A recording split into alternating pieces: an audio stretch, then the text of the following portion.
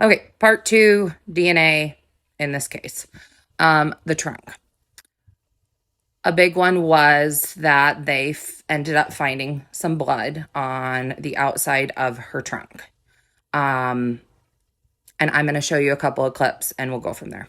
This area that appeared to be blood, you actually overlooked that at the Sally Port on that day, is that right? Correct.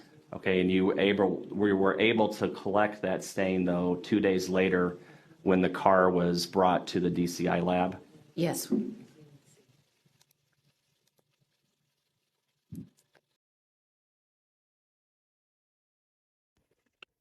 I'm not saying everything works perfectly, but I find it incredibly odd that blood was overlooked, especially to that degree.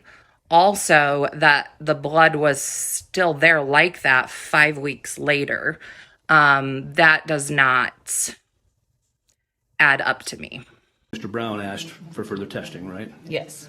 Why on earth were they not tested back in November of 2018? I tested the swab, which was lab item 68, and I had a profile from that, so I did not do any further testing at that time. Would that swab So they just sat on this DNA and no one wanted to test it until Mr. Brown, the prosecuting attorney, decided he wanted to obviously do his job thoroughly, so he had it retested. But up until that point, they waited 2 years to further test anything else?